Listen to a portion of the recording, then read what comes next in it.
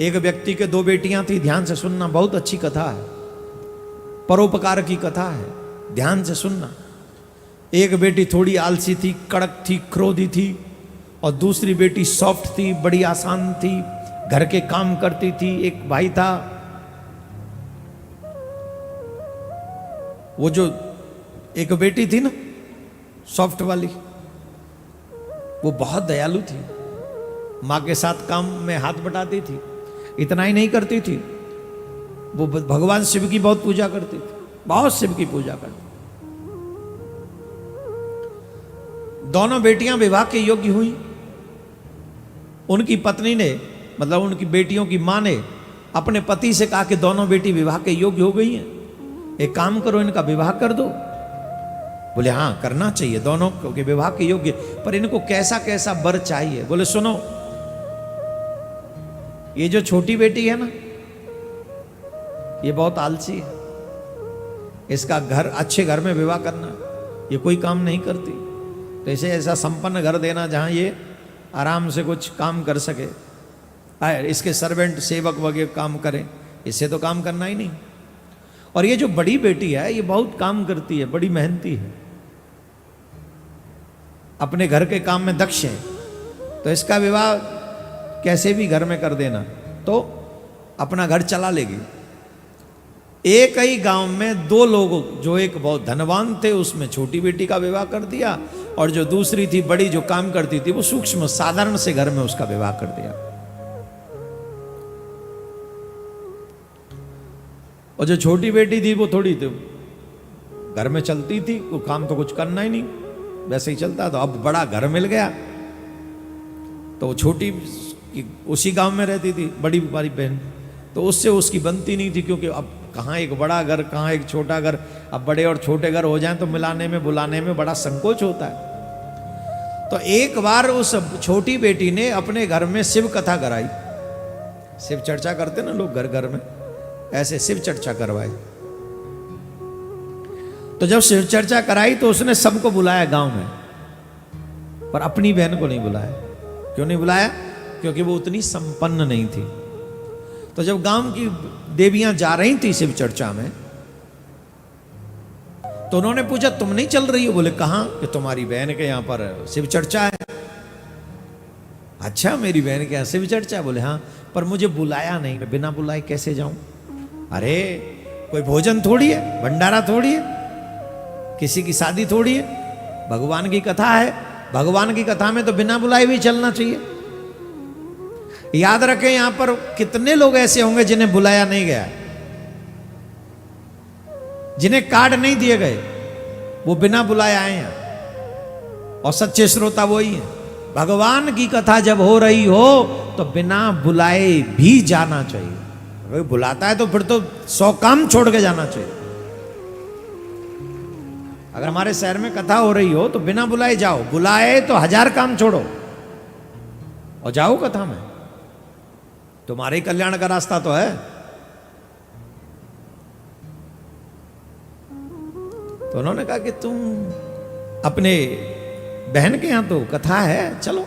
चल गई, बड़ी बहन चल गई, साथ चली गई। अब जब गई बड़ी बहन, तो वो छोटी के नाक वो सुकुड़ गए। अरे ये तो बुलाई नहीं थी, जी कैसे चली आई हमारे यहां, ऐसे कैसे चली आवेगी? अब कैसे भगाए, कैसे? सबके सामने इमेज भी मेंटेन रखनी है, रखनी कि नहीं? कई बार अनवांटेड पीपल जब आ जाते हैं तो उन्हें देख के मन तो नहीं करता कि कुछ, जब वो उनको देखा भी जाए, या आ क्यों गए, रहे क्यों, पर सबके सामने कह भी नहीं सकते ना, इमेज भी मेंटेन करनी पड़ती है। तो कहा तो कुछ नहीं, थोड़ा गुस्से की नजरों से देखा, तो बड़ी बहन थी, आनंद में बैठी कथा सुनी, काम कर दें कुछ, वो तो उससे बहुत आदत थी। हाँ कोई जरूर, मेरे घर में किसी काम करने की जरूरत नहीं, मेरे घर में काम करने वाले बहुत हैं, तेरी तरह है क्या मेरा घर? कमेंट पास कर दिया, ठीक। अच्छा उसने प्रसाद सबको बांटा, पर बड़ी बहनों को प्रसाद भी नहीं दिया। कथा के बाद प्रसाद देना चाहिए, सबको प्रसाद दिया, इसको प्रसाद नहीं दिया, इतनी जलन। अब ये सोच रही है कि मैं कथा में से जा रही हूं, घर में जब मैं वापस जाऊंगी तो मेरे बच्चे पूछेंगे प्रसाद क्या लाएं, और मेरी बहन ने तो प्रसाद दिया ही नहीं, तो मैं क्या करूं। तो वो अपने पति से अनुमति मांगकर अपने मायके गई कि वहां जाती हूं, वहां कुछ तो मिल जाएगा। अपने भाई के यहां से, क्योंकि भाई बहुत प्रेम करते थे उससे, गए। तो जब जा रही थी तो एक बुढ़िया माँ बैठी मिली एक तुलसी के बिरबे के पास। उन्होंने कहा बेटी सुन इधर आ। बोले जी माँ। बोले बेटी देखे तुलसी का बिरवा है और बड़ा सब लोग यहाँ आके पूजा कर जाते, पर ये थोड़ा साफ नहीं है, थोड़ा साफ कर दे। उसने साफ कर दिया, बड़ा ढंग से साफ किया। बोले माँ और? बोले चबूतरे को साफ कर दे। चबूतरा साफ कर दिया। माँ और? बस कुछ नहीं माँ, वयोवृद्ध हैं आपको, तो मैं आपकी सेवा कर दूं। तो वो उनके चरण दबाए उसने। बोले माँ मैं जाऊं? बोले हाँ जाओ, पर सुनो जब लौट के आओ तो मेरे पास आके जाना, मुझसे मिलती हुई जाना। बोले ठीक है। फिर एक जगह गई, आगे बढ़ी तो एक मंदिर दिखा, शिवालय। वहां एक वयोवृद्ध मनुष्य बैठे हुए थे। उन्होंने कहा बेटी कहाँ जा रही हो? बोले कहीं मायके जा रही हूँ बाबा। अरे देखो इस मंदिर को थोड़ा साफ कर दो, गांव के लोग बहुत कम लोग आते हैं यहाँ पर, और कोई आते भी हैं तो बस जल चढ़ाया और चले गए, कोई साफ सूफ नहीं करता। ऐसा करना चाहिए ना, साफ करना चाहिए। घर से भी ज्यादा पुण्य है देवालय में झाड़ू लगाने का, याद रखना। तुम जो घर को झाड़ू लगाते हो, बुहारू लगाते हो, साफ करते हो, उससे लाख गुना ज्यादा फल है किसी भी देवालय में बुहारू लगाना और उसे साफ रखने का, लाख गुना। अपने घर को प्रकाशित करना और देवालय को प्रकाशित करना करोड़ों गुना फल है। तो बाबा ने कहा बेटी ये मंदिर थोड़ा साफ कर दो। तो मंदिर साफ किया, ढंग से साफ किया उसने। बेटी मैं बड़ा प्रसन्न हुआ, तूने एक बुजुर्ग की बात को इतना मान दिया, प्रसन्न रहे। जब लौट के आए तो मेरे पास से होते हुए जाना। ठीक। एक और जब वो जा रही थी तो नदी पड़ी, नदी के तट पे एक देवी बैठी हुई थी। उन्होंने कहा इतने लोग आते हैं, स्नान करते हैं, पूरे किनारे को गंदा कर जाते हैं, कोई साफ नहीं करता। बेटी तू जवान है, थोड़ी सी मेहनत कर दे। तो उसने वो साफ कर दिया। लौटते आए तो मुझसे मिलते हुए जाना। वो अपने भाई के यहाँ गई, भाई से मिली, भाई ने बड़ा खुश हुआ भाई उसको देखकर, उसने तमाम साड़ी वाड़ी दी, झोला भर के पकड़ा दिया। बोले ये लेके जाओ। लौट के आ रही थी तो उस नदी के तट पे जो बुढ़िया बैठी थी उसने बैग पकड़ा दिया, घर पे ही जाके खोलना। बाबा ने भी एक बैग पकड़ा दिया, घर पे ही जाके खोलना। वो जो वयोवृद्ध बैठी थी उसने भी घर पे जाके एक बैग पकड़ाया, घर पे ही जाके खोलना। वो वयोवृद्ध कोई और नहीं थे, बाबा भोलेनाथ ही थे।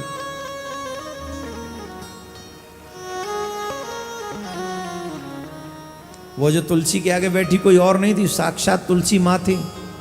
और गंगा के तट पर मिली हुई देवी कोई और नहीं, साक्षात गंगा माँ थी। और तीनों ने ऐसे भर भर के बैग दिए, किसी में खाद्य पदार्थ इतने थे जो कभी समाप्त न हो। एक बैग में शंकर भगवान ने ऐसा बैग दिया, उसमें इतना रत्न था, इतना धन था कि जितना चाहे खर्च कर लो कभी खत्म होने वाला नहीं, ऐसा बैग दे दिया बाबा भोले बाबा ने। तुलसी माँ ने भी खूब सुहाग की सामग्रियां भेजी उसके, कितनी भी धारण करो कभी समाप्त नहीं होगी। ऐसी भाई ने भी साड़ी वाड़ी जो बहन को देते खूब बढ़ चढ़ के उसने दिया। अच्छा वो एक ही यात्रा में वो इतनी धनवान हो गई, उसको लगा ये तो मैंने शिव कथा सुनी है, ये उसका प्रभाव है, और इसका प्रभाव है तो मुझे शिव कथा सुननी चाहिए। एक बात ध्यान से सुनो, जितने लोग यहां पर बैठे हो, तुम भाग्यवान हो जो हर दिन आए हो, घर छोड़ कर आए हो। तुम्हें बाबा क्या नहीं दे सकते, तुम सोच नहीं सकते बाबा तुम्हें इतना दे सकते। और कार्यकर्ता लोग रेडी रहो, तुम लोग, तुम्हारा भाग्य बदलने वाला है।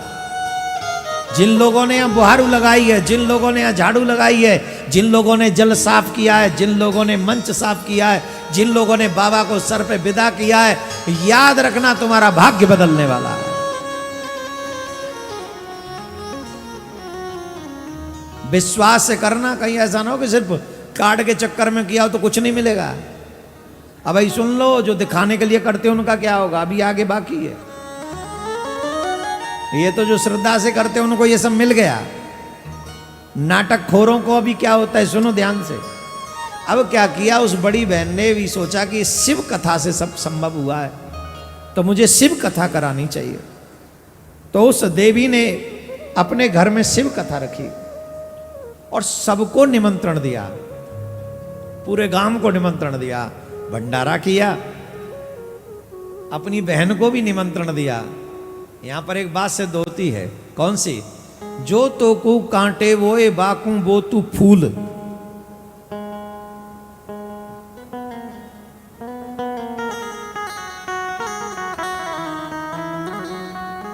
जो तो कु कांटे बोए बाकू बो तू फूल, तो को फूल के फूल हैं, वाकू हैं त्रिशूल। जो तुम्हारे लिए कांटे बोए ना, तुम कांटों के बदले कांटे मत बो, उनके मार्ग में फूल बिछा दो। तुम्हारे फूल के फूल ही रहने वाले हैं और उसके कांटे प्रोग्रेस करेंगे, वो त्रिशूल बनेंगे उसके लिए। और सुनिए, ये वाक्य मेरे नहीं है, बदल नहीं सकता इस रूल को कोई। जिसने किसी के जीवन में कांटे छोड़े हैं ना, कांटे मिलेंगे रिटर्न, त्रिशूल मिलेंगे रिटर्न, पक्का त्रिशूल मिलेंगे। राधे राधे बोलना पड़ेगा, ऐसे नहीं, जोर से बोलना पड़ेगा। उसने खूब भंडारा किया, अपनी बहन को भी बुलाया। वो अपनी बहन ने जब देखा इतना बड़ा घर, इतनी बड़ी ये व्यवस्थाएं, ये चोरी, तू कहाँ, तेरा का है वो, तू कैसे बदल गई ऐसे? कौन के घर में चोरी कर लाई तू? मैं चोरी? ये सब बाबा की कृपा है। तुमने हमको प्रसाद नहीं दिया ना, तो हम मायके चले गए, पूरी कहानी बता दी, ऐसा ऐसा हुआ। तो पता वो क्या बोली, ऐसा हुआ? बोले हाँ। तो सुन, तू मुझे प्रसाद मत देना। अब सुनो, आर्टिफिशियल भक्ति शुरू। उसने श्रद्धा से किए ना सब, वो करी मैं भी जाऊंगी अपने भैया के, खबरदार अगर तूने मुझे प्रसाद दिया तो। वो देवी बड़ी बहन बोली, बहन ऐसे कैसे संभव है, जब मैं सबको प्रसाद दूंगी? ये तो शिव का प्रसाद है, मेरा क्या है, सब शिव का है, इसमें मेरा क्या है, शिव का है। तुमको क्या लगता है मैं दे रही हूं ना? सब शिव दे रहे हैं। अरे होते हुए भी जो ना बांटे उससे बड़ा कंगाल कौन है? शिव दे रहे हैं, हम कहां हैं? तू मत देना, मुझे मत देना। वो देने लगी, वो लिया ही नहीं उसने, मुझे मत दे, मैं नहीं ले रही। हाय, जब जाके करिए, अब मैं घर जाऊंगी तो मैं प्रसाद क्या, बच्चे मांगे प्रसाद कैसे कहूंगी? भैया के यहाँ चलती हूँ, वहीं से कुछ लाऊंगी। चल दी भैया के यहाँ, तो एक बुढ़िया माँ मिल गई वहीं तुलसी के पास। अरे बेटी ने क्या, तुलसी के बिरवाए साफ कर जा। बुढ़िया तेरे हाथ टूट गए, मैं कोई तेरी नौकरानी लग रही हूं? जब मैं करूंगी या साफ तेरे हाथ ना है। चली गई, बाबा मिले आ गए। बुढ़िया माँ ने कही जब लौट के आवे तो मुझे जोड़ते मिलती जाइए। बोले हाँ मिलूंगी। फिर बाबा मिले, अरे लाली ओ लाडो ने किया है, मंदिर ने साफ कर दे। बोले मंदिर साफ कर दे, मैंने गंदो करो ही, मैं आई हूं। ए जो लोटा ढरका जाए का उनते कहे ना, वो हमें ज्यादा भगत के बच्चा, वहां में भगत के बच्चा जल चढ़ा जाए, फूलन ने फैला जाए, अगरबत्ती जरा जाए, जो कि कभी जरानी ना चाहिए। धूप बत्ती जरानी चाहिए, दीपक जराना चाहिए। अगरबत्ती कौन कह के मर गो कि अगरबत्ती जराओ? कौन है कही अगरबत्ती जराओ? तो बोले बाबा मैंने एक मंदिर गंदो कर दियो जो मैं साफ करूं। बूढ़ो है रो पर चलती ने फिर रोक रोक के मंदिर साफ करवा रहा। बता, चली गई आगे। नदी पे वो देवी मिली, बहना अरियो लवाड़ो मेरी बच्ची आए कहने किनारे साफ कर दे। बोले अम्मा ते छोरी ना है, उनते साफ करवा ले, ते नौकर लग रही हूं। जट चली गई। रात में पहुंची, भैया ने कही भैया बहन आई है? बोले हाँ सवेरे आई हो। और सवेरे बोली मैं जा रही हूं। भैया ने कही जा। वो आई वाह तो तेने बैग बैग दिए, वहां तो तेन बड़ी चीज दई। बोले वो आया के काम करे, वो आए के सबसे प्रेम करे। जब वो घर में आवे है ना तो अपनी भाभी को हाथ भी बटावे। तू आए के महारानी की तरह पलंग तो रहे, कौन देगा तू है? लड़के भैया ते लड़ाई, अच्छा तू तो ऐसा है, तू तो ऐसा है, तू अपनी बहन ते जुबान लड़ावे, तू अपनी बहन को भी आदर ना करे है, तुम्हें कौन देखेगा? तुम्हारे यहाँ कौन आवेगा? जब तक मैया जिंदी है जब ही तक आ रही हूँ मैं तो, नहीं तो मैं तो कबू तुम्हारे मुँह ना देखूं। लौट के आ रही थी, तो जब लौट के आ रही थी तो एक वो मैया जो मिली उसने भी बैग पकड़ा दिया, वो घर में ही खोलना। बड़ी खुश हुई, बोले कि नदी साफ नहीं करी फिर भी बैग पकड़ा दिया यार। बाबा मिले उसने बैग पकड़ा दिया, बोले घर में ही खोलना। देवी मिली उसने भी बैग पकड़ा दिया, बोले घर में ही खोलना। वो जो नदी के तट पे थी वो गंगा मैया थी साक्षात, मंदिर पे बाबा भोलेनाथ थे साक्षात, तुलसी पे साक्षात तुलसी महारानी बैठी हुई थी। और उन तीनों ने जब इसे बैग पकड़ाया और इसने जाके घर में खोला तो सारे बस क्योले ही क्योले थे, उसमें कुछ नहीं था, मात्र क्योले, काले क्योले। उन्हीं बैगों में उस पहली वाली बड़ी बहन को सुख संपत्ति, धन संपदा, अन्न धन सब मिल गया और इसे कुछ नहीं मिला। क्यों नहीं मिला? क्योंकि ये नकली भक्ति कर रही है। इसके जीवन में क्योले ही क्योले हैं। उसके जीवन में क्यों सुख संपत्ति आ गई? क्योंकि उसने कुछ भी दिखावे के लिए नहीं किया। मैं जो कार्यकर्ताओं को कह रहा था कि तुम्हें सब कुछ मिलेगा, क्यों कह रहा हूं? क्योंकि ये निस्वार्थ भाव से यहां सेवा कर रहे हैं। और जब हम समाज में कोई छोटा काम करें तो अच्छे सामाजिक लोग उसे इग्नोर नहीं कर सकते, तो हम परमात्मा के आगे जब कोई अच्छा काम करेंगे तो परमात्मा इग्नोर कैसे करेगा? बताओ जरा। आप लोगों का एक एक सेकंड अनमोल है। अगर निस्वार्थ भाव से आपने कथा सुनी है तो आप विश्वास कीजिए तुम्हें बहुत कुछ मिलेगा।